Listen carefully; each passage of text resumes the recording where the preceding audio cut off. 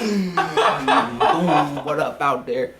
Say, JK. I'm gonna let you start it. JK, what's up out there, YouTube? Coming at you one more time. This is Joe Johnson, 030. This is my boy here, Sam. Sam, introduce yourself. What's going on out there, YouTube? This is SEL0320. We are back again for a brand new review for the episode Gotham.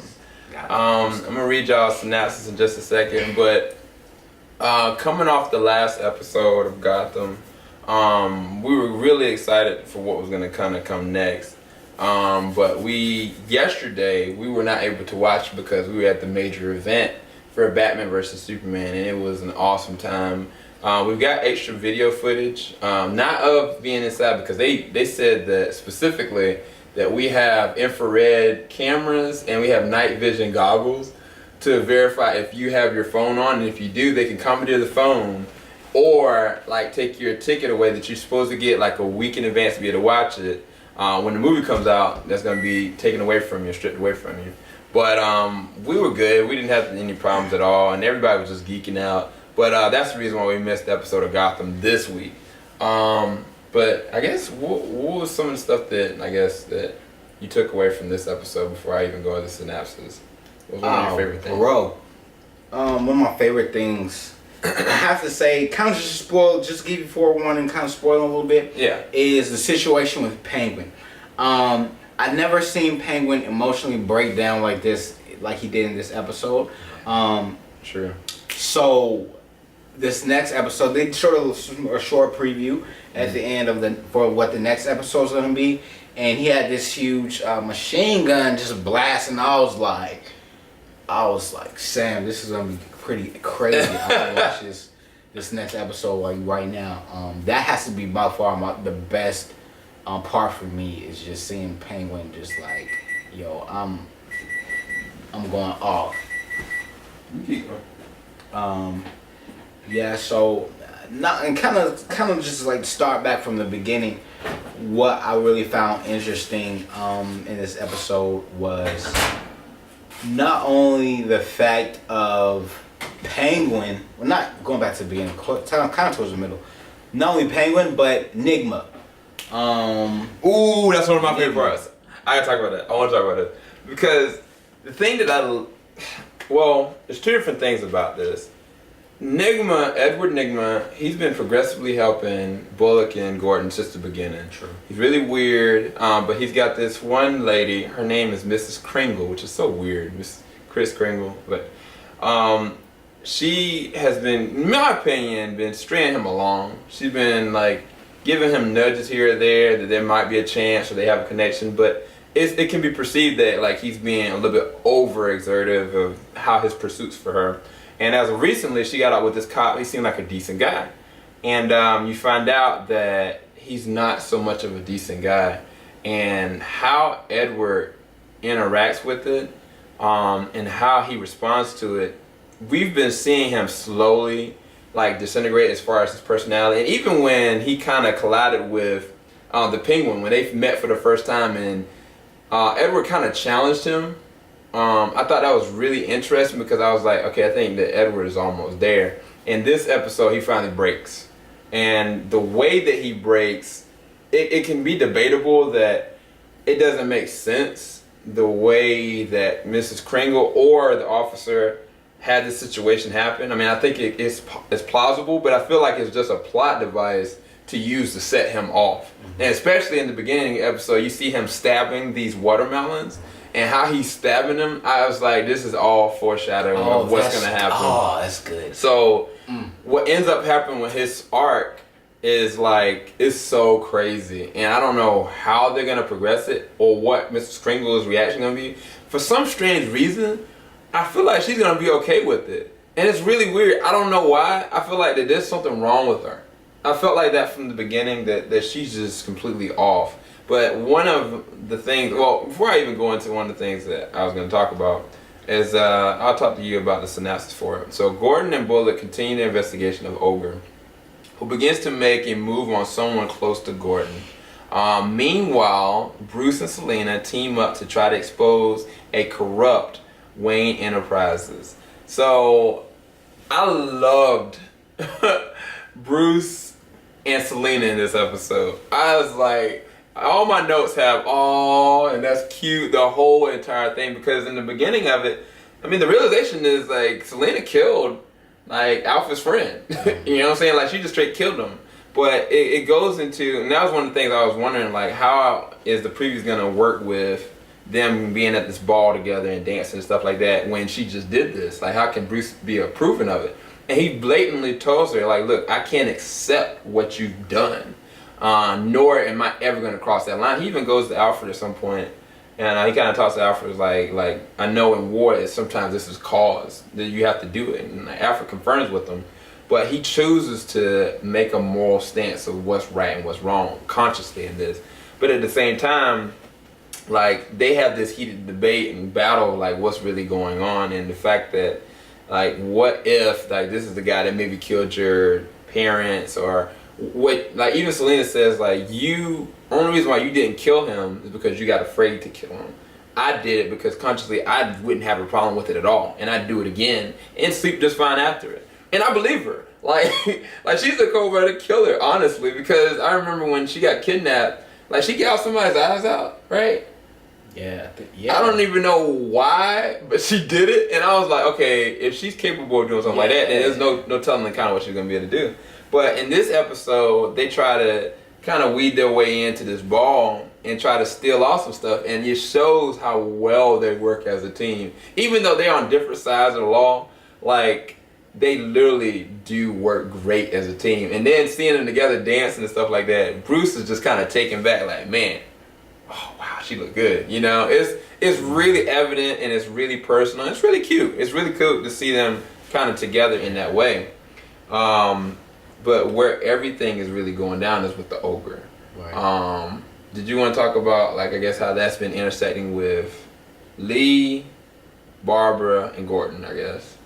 And I'll help you out with tag team in that last part. Sure. So, you know, this whole time Gordon's been, Gordon and Harvey been pursuing, the ogre, and Gordon's been thinking like, hey, like he's just targeting someone I love. You know, he's thinking, oh, of course you're gonna, target Lee. You know what I'm saying? But little does he know that Barbara is kind of, low key, still in town, still moving about, and so Ogre. So Gordon is actually pursuing him kind of hard, and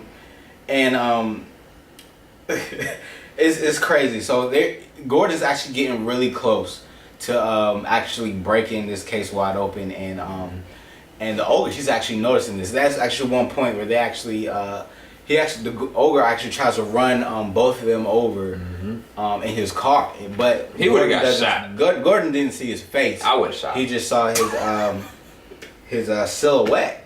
However, all this time he's thinking, all right, I gotta protect Lee. However, the ogre calls him on the phone at the station, guys. Calls him at the station, and he says something. I forget what he actually says. But later on in the episode, the chief is actually like, was there something he said that we missed or anything like that? And then Gordon recalls the phone call, and there's a line that he says, and he immediately reflects to like the headline of a newspaper, and he realizes that it was Barbara with him at the time that news event took place. So that immediately he's like, oh snap, Barbara, let me go back to the apartment, and Selena Kyle is at the apartment, but there's no Barbara. And he's like, crap, took her. And he's like, yo, and he had the sketch artist did a sketch, because they're actually really close to finding this guy out. They don't have an actual physical photo, just a sketch of what the guy will look like. And it's crazy because how they ended up getting the sketch to start with. Yeah, it was very crazy. From the dad, and you find out what the ogre's real backstory is. I'm not going to reveal too much. It's kind of spoilerish, like our review, but it's really essential that you pay attention to how it goes, because it threw me completely off. Because I was like, what? And then I was like, what? And then I was like, what? Just because of how the dad interacts with the son, and then in correlation to what happened to the mom, and then how Ogre became Ogre. and why they called him Ogre. And that name now makes so much more sense. And it's pretty crazy. It's pretty crazy. It's definitely worth watching. Really entertaining episode. I didn't have any real faults with it. I think the only thing I said to Joe was like, man, if I knew somebody like this was out in the street and somebody cornered me, man, I would have shot that car up. I would have been such a dirty cop in Gotham. I would be a dirty cop, honestly.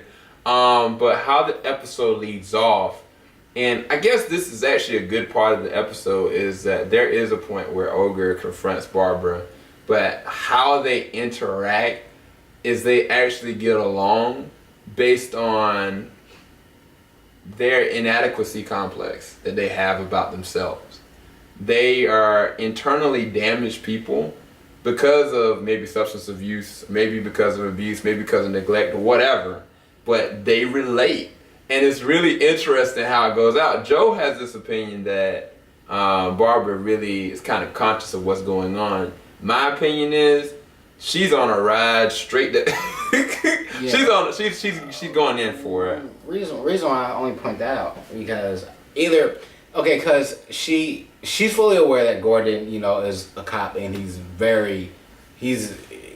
comes across as very dangerous people. And there's one point where she's like, "I never told you I had a boyfriend," and then but I don't know if she's playing along with this. Because there's one point while they was dancing, she wanted to break away, but he pushed her back in. She looked very scared. So I don't know if she's playing along or I think either one or two things that happen. Either she's playing along or secondly, I think Ogre is either getting really attached to her to where he might not want to kill her. Yeah. Maybe. It's all hearsay. We don't know. But all we know is that what Maroni did to Penguin, there will be blood. Because he came between him and his mother. And he put hands on his mother. Got to go. And it's just everything's going to a boiling point. And I said to Joe, I was like, maybe by the end of this season, like Penguin, Selena, Ed, they might be in prison. Like, all honesty, because they've all been involved in manslaughter to some degree. So we'll see. We'll see. Like it's another good episode. So I give this episode 9 out of 10. I didn't have any real faults with it. What about you as far as rating for it? I definitely give it a 10. Awesome. Penguin's going on his Scarface criminal rampage. It's entertaining. This is a great series. But yeah, hopefully y'all enjoyed our spoiler/non-spoiler review of this. If you did, please leave your likes below. Leave any comments, your thoughts, perspective of what happened last episode. We've got coming up tomorrow is gonna be Arrow. That's gonna be really awesome to actually watch that because the Lazarus Pit is gonna be involved, and considering what happened to Thea, I cannot wait to see what's gonna happen. But yeah, one last thing, we are almost at 1,500 subscribers. I really, from the bottom of my heart, both me and Joe really want to thank every single one of y'all. Like, the motivation that y'all give with the comments and the likes and stuff like that is what keeps us going and continuously doing this. And we just really love sharing our experiences of each thing that happens. And so, really want to appreciate all of y'all for about to hit this 1,500 subscribers. And I think once we hit it, we'll probably do a video off of it. But from the bottom of my heart, really love y'all. God bless. Hope y'all have a blessed evening, blessed day, blessed night. He feels the same as that way. I don't know what the heck he's talking about right now. And I'm just eating some soup, and I'm hungry some more. So I'm about to be out. FCL 0320 signing out. Later, everybody. Yeah. Deuces.